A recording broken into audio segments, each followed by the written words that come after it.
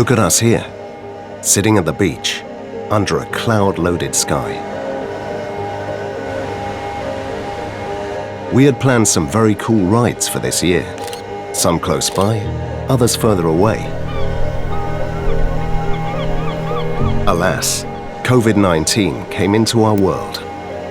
This tiny virus put a halt to free movement, and with all this, had our plans cancelled. Sitting still, however, is no option. Motorcycle Diaries finds its origins in the idea that riding pleasure is often found around the next corner. So we decide to look for it in our beloved Belgium. In a way, you could say that thanks to this virus, we went back to our roots. However, Belgium is a tiny country. Where to find riding pleasure? Nevertheless, we came up with a plan. We drew the longest possible straight line from one side of our country to the other, without crossing any borders, and then wove a route around that line. So come with us to discover our great nation. Where else to start than at the North Sea, in Ardennes? You used to be able to walk freely over the beach to neighboring France. Today, no more. But no worries, we're not walking. So we point our wheels southeast and ride onto the flat land beyond the dunes.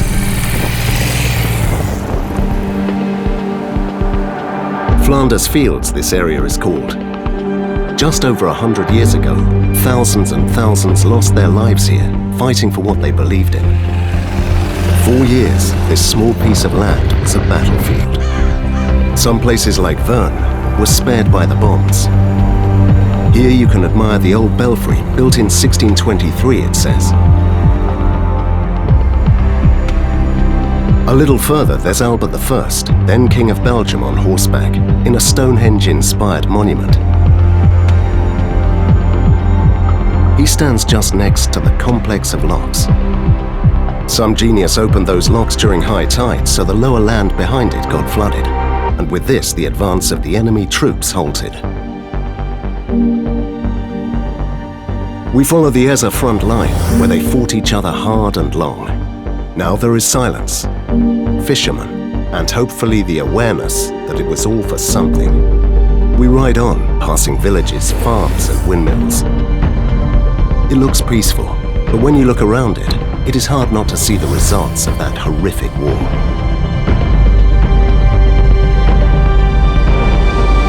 Cemeteries are scattered along our ride.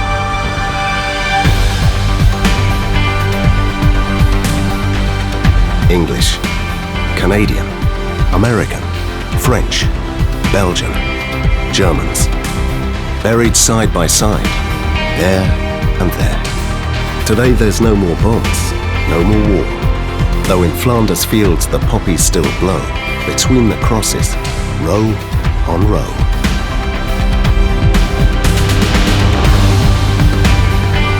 Just south of Ypres, the flat land becomes sloping.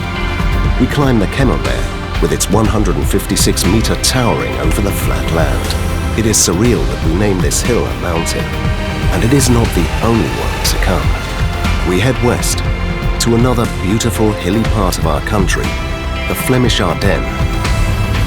We climb the famous Koppenberg, the Tyenberg, and many others. Mountains we also call them, for sure. During the weekend, this region is the playground for thousands of cyclists. The cobblestone climbs in this area are renowned by the early season classic cycle races. If you wish to broaden your knowledge about the latter, don't forget to visit the Tour of Flanders Centre in Ardennes. Here you learn about all the legends of the Flemish roads. You can admire historical gear and wonder how they did all those kilometers on those vintage bicycles.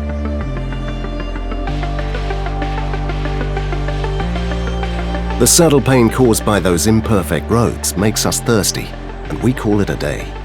We stop at La Houppe, where we enjoy a succulent meal made with the finest local produce. Did you know that this tiny country has the most kind of beers per square kilometer in the world? If you want to taste them all, you're in for a long, long night. After a good night's sleep, we're up for a change.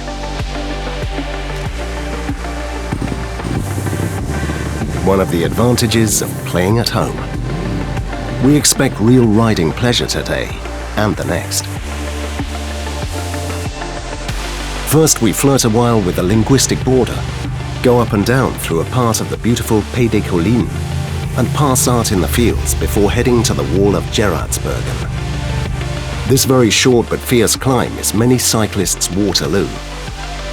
It is closed for motorized traffic nowadays, but still worth a stop if only for the view.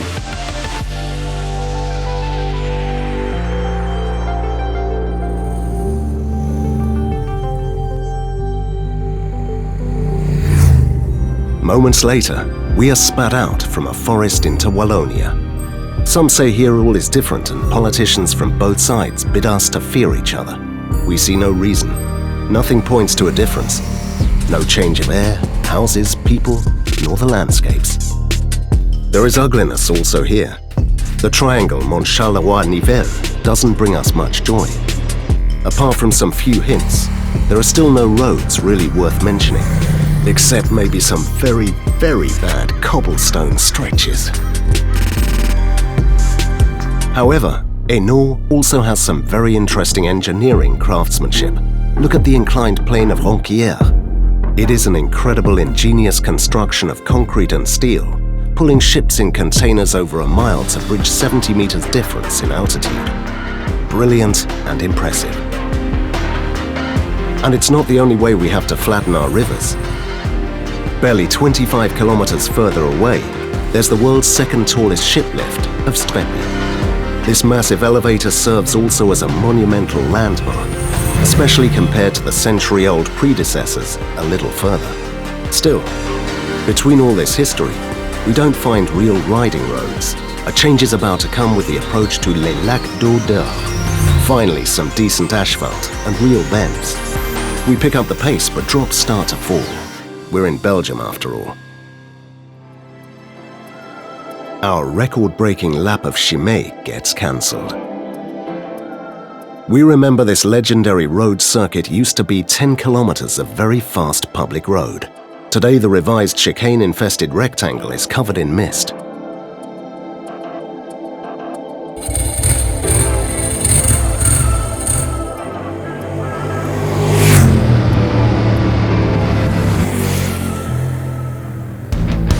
Day 3 announces curvy roads. We ride along the French border for a while and go back up north. We avoid Couvin and Givet. Instead, we pass via Villers-Enfants, Baudelaire, Rosé, Star, Ermeton, and back to Astières. Riding pleasure, you ask? Found it. We smile all the way.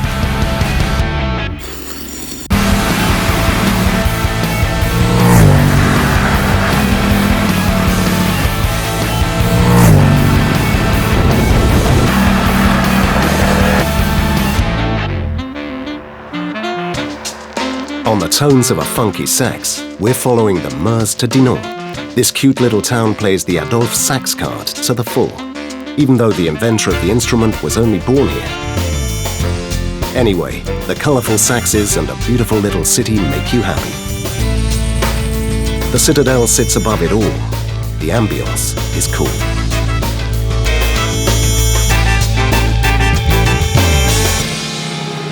After the jazzy tunes, we halt at the Abbey of Chevetonnier. We know there are many more monasteries to be found at the Ardennes worth a stop. Still, we think this one is special. It's the only abbey we know that unifies the Byzantine and Latin cults. Who says different cultures can't harmoniously live together? We admire their frescoes, skillfully executed by Greek and Russian monks. There are hidden altars and crypts. The sober Roman Church. We learn all about it thanks to Brother Lambert, who gives us an all-exclusive tour.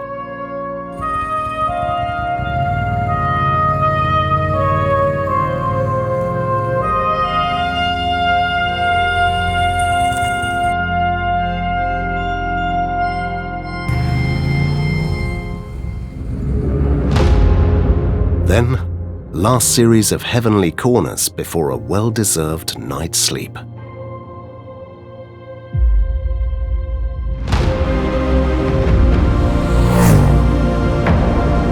The quietness of the soft rattling river down our cabins has us ready for our last stretch of meandering roads.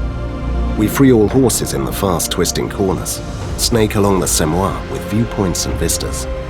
We follow the river till Bouillon and admire the castle on top of the rocks. And then we finally find real riding pleasure.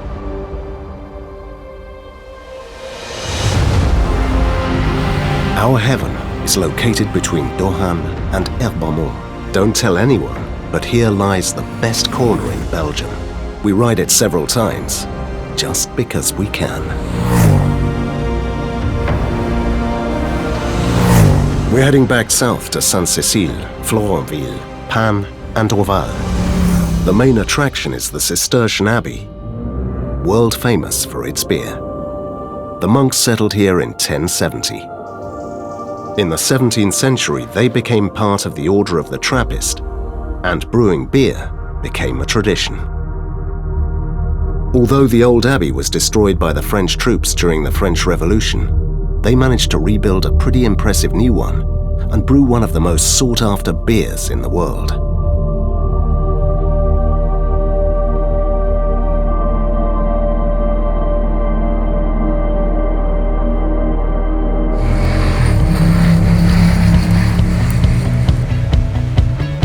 We ride through pine forests and follow nameless roads up and down the hills.